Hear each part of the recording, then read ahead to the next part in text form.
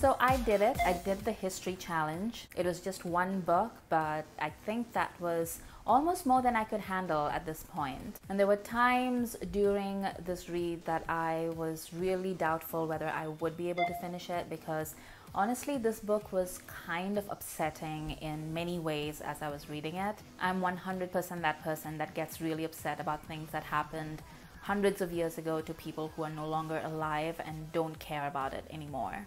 The book I'm talking about is The Anarchy by William Dalrymple, which is a story about the establishment of the British Empire, but really about the East India Company, which formed the foundation for the British Empire in India.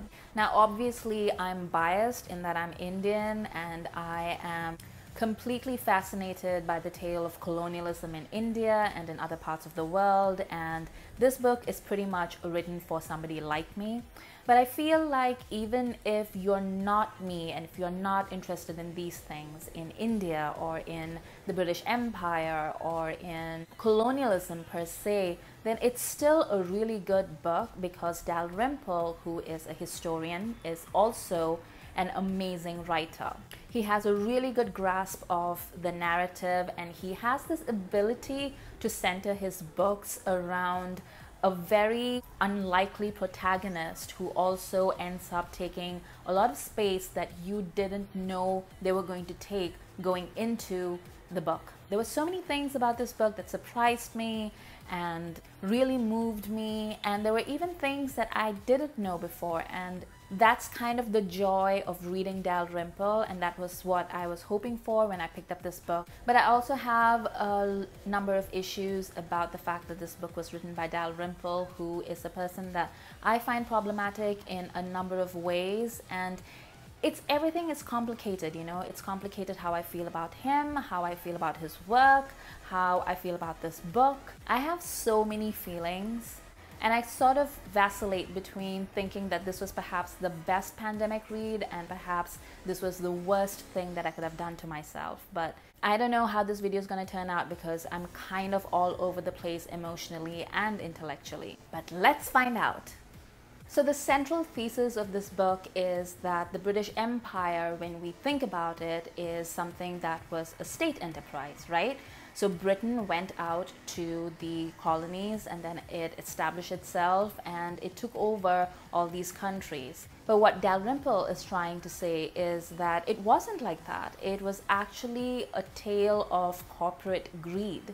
And any British state involvement, contrary to popular beliefs, came much after the fact, because most of it was established and it was run by some really avaricious corporate raiders. Now, obviously, when we talk about companies back in the day, they looked very different from what we know today. But he still likes to sort of emphasize the point that this giant empire was basically cobbled together from the offices of this one company that had this rather shabby building in the middle of London. The book covers about roughly 200 years or so, but it really focuses on the last 50 of those years before the company was forced to cede its empire, so to speak, to the British government. And it's a tale of adventure and daring do and betrayal and just immense amounts of cruelty and rapaciousness.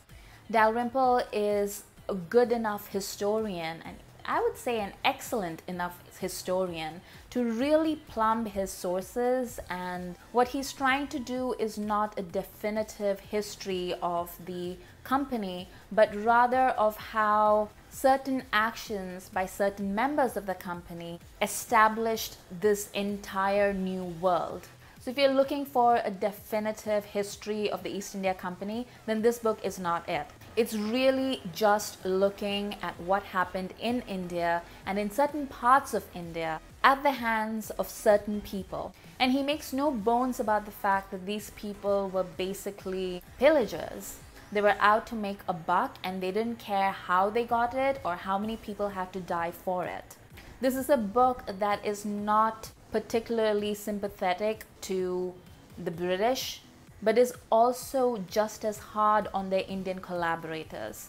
And I think that's important, and I'll talk about that in a bit, but I'd like to just go back to this idea of how the British state really didn't have much to do with the whole corporate side of it, and how they were too far away and too removed to actually have a direct hand in the establishment of what became the British Empire. Now, in many ways, this is absolutely true. You can read contemporaneous accounts, you can read the diaries of some of these men who are out there, you can read historical fiction that's been set in India during those times, and all of them will agree that the empire in India was fairly autonomous until a certain point. And even after that, the men who ran the British Empire in India were mostly working on their own just because the distances were so great. It took months for word to get back to London, and there was no way for people to take immediate action based on what was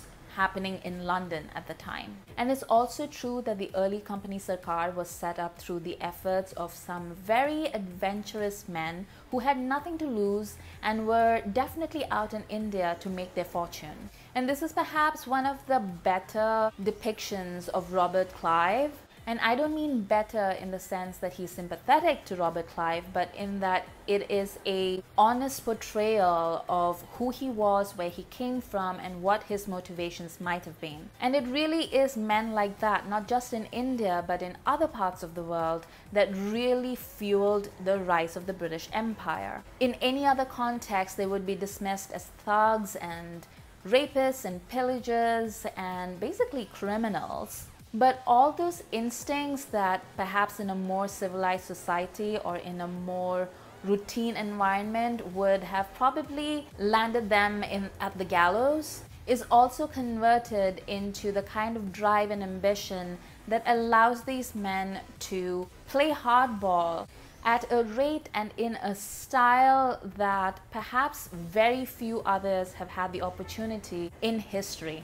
But all this being said, it's also true that the British state invested heavily in the East India Company. The entire aristocracy of Britain had investments in the company at some point. So while I appreciate the story that Dalrymple is trying to say, I also kind of think that it is a little bit disingenuous to say that the British state had nothing to do with it. They invested in it, they protected it, they supported it as much as they could. And these are points that Dalrymple also makes, but he just doesn't refine upon it, or he sees it as being secondary. And in a way, I don't really blame him, because the story of the company and its establishment of an empire in India is so vast and complicated, and there are so many different threads that you can follow, and they're also tangled and interesting. And what Dalrymple really concentrates on is the violence of it. It's racist and exploitative, and you know, the British Empire is basically smoke and mirrors when it comes to the way they present themselves. So when we talk about the Spanish Empire and we talk about the Germans or the Dutch or the French, they don't have the PR that the British Empire does. Because the one thing the British really do well is pageantry. And what Dalrymple does is basically he pulls back the curtain on that pageantry and lets you see how ugly it really was. And it's especially noticeable when he's talking about Warren Hastings, who gets an extremely good rap. He's seen as somebody who's very polite and like a gentleman, and he was also a violent racist who was out to get as much money out of things as he possibly could, and he destroyed the lives of millions in his ambition and his greed. Rather than an empire that was established with please and thank you, as a lot of people seem to believe it was, this is an empire that was born out of blood and famine. I've spoken about this before in my video about books about colonialism, but the number and the frequency of famines under the British amounts to nothing less than genocide, and nobody ever talks about it. But this book does, and I appreciate that about it. Another one of the things that the book really does well is that it highlights the role of Indian collaborators, by which I don't mean just like royal collaborators and the labyrinthine politics and palace politics that led to the establishment of the British Empire, and also the disunity amongst the various princes and rival kingdoms that were trying to get the British out, but also something really basic like the soldiers. There really aren't enough British people, like not now, but definitely not back in the 17th century when the British were fighting all these wars with various Indian kingdoms and princes. The majority of the British forces were made up of Indian soldiers. And the reason why these soldiers fought for the British is not because they thought the British were lovely, or they thought that the British were right, or they couldn't wait for some of that British civilization. The reason was very simple. They paid, and they paid on time. This was a time when the Mughal Empire had weakened so badly that the Persian Shah had carried out a terrible attack on Delhi. And the Mughal emperor at the time was Shah Alam. Now, even with all my interest in history and the fact that I had an excellent education, I know there are people out there who keep talking about like, oh, you know, this was never taught to us in school. This was taught to us in school. It just wasn't gone into much detail. And I didn't know much about Shah Alam. The only thing that I remembered was a taunt that they used to say in Delhi, and it was such a big thing that they actually included it in our history school book. So the language spoken in Delhi at the time, you know, you had the local language, which is Khari Boli, and then you had Urdu, and then you had Persian, which is also a court language. And there's a couplet that they said in Persian, which is Sultanate Shah Alam as Dilli ta Palam, which means the Sultanate of Shah Alam, or the kingdom of Shah Alam, extends from Delhi to Palam, Palam being a suburb. It was a particularly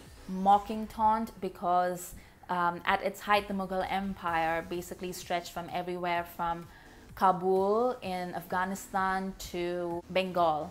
But Dalrymple kind of turns him into a tragic hero. The last 50 years of his life, you know, the humiliations that he has to suffer, the destruction of not just his ambitions and his kingdom, but also his own personal ideals. He is blinded, he is imprisoned in his own palace. And even at the end of all that, he's a man of immense dignity who reminds you that things could have been different. And this is the kind of stuff that Dalrymple really does best. He knows how to take the reader along on a journey and then really tell a story in a way that remains with you long after you've put the book down. And yet, we need to talk about William Dalrymple. There are so many things about him that I find problematic, but the thing that really bothers me is that he has that peculiar blind side that a number of liberals do. I'll tell you a very recent example. So back in, a couple of months ago, when they were pulling down the statues of racists and slaveholders and slave traders and so on and so forth in England, he entirely unasked, like literally nobody was like, William, what do you think? But he went on Twitter and he was just like, well, if we start pulling down the statues of racists, then where does it stop? Robert Clive was a racist. Winston Churchill was a racist. Do we pull down all their statues too? And I was like, yes, let's. What's the problem? Do you see a problem? I don't. When was the last time you went up to a statue to learn history? Do you think everyone will forget who Winston Churchill was or what he did if we don't have a statue to him? But I found it especially problematic because this man had just published The Anarchy, in which he went into so much detail about Robert Clive. And then he puts Robert Clive's name in this tweet and he's just like, well, maybe we can just like put him in a park so that we can all go there to like remember him. And I think that kind of goes back to the continuing discussions that we are having about own voices. Own voices, for those of you who don't know what that is a term that was coined by, I think, Corinne Davis. I apologize if I'm not saying her name correctly, but she coined this term, and it's a very simple, self-explanatory term, but it means that people from marginalized or from underrepresented groups should be encouraged to write in their own voices about their own experiences, rather than people from outside those communities pretending to write about their experiences in their own voice. Now, this is really a term that is used in fiction more than anything else. I know that YA has been really swept under this movement, and it's made a world of difference, I feel, in the diversity that we see in YA. But history is also a field that can benefit from own voices writing. Because what that tweet demonstrates so well for me is that you can be somebody who has devoted their life to writing about a certain place, who has lived in those spaces. Dalrymple has lived in Delhi on and off for decades at this point. I feel like he also speaks Urdu and Hindi, and he is a staple at places like the JLF, which is the Jaipur Lit Fest, which is a giant event in the world of publishing. And the thing is, like, I've already had my eyes narrowed at him because of the Jaipur Lit Fest, because he was one of the people who refused to deplatform right-wing hate mongers from their event, because he's one of those people, one of those liberal people who feel like everybody deserves to have a platform. And I disagree with that. I think that people should have the right to express themselves, and they should have freedom of speech, but it is not incumbent upon me to platform said speech if it veers into hate speech. You want to be hateful? Be it in your own home. Wander out onto the streets and yell your head off. But I'm not going to construct a stage and then invite you onto it and hand you a mic for it. It's not rocket science. And I know a lot of people don't really understand that. They don't understand the gravity of the position that we are all in at this point in time. Because Dalrymple right now, he's being targeted by these right-wing trolls for not being Islamophobic. Because that's what happens when you keep ceding space to hate speech. Eventually, they'll build their case for you as well. And it really bothers me when it's somebody like Dalrymple, because he spends his life studying history.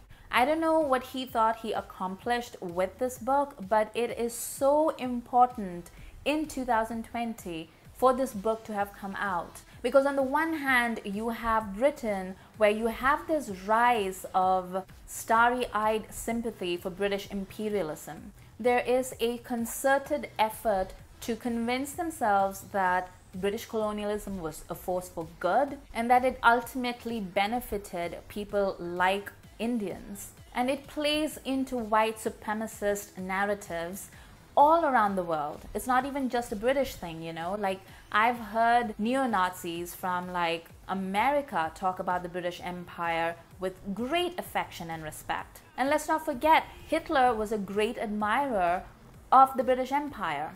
And in my own country, fascism is on the rise.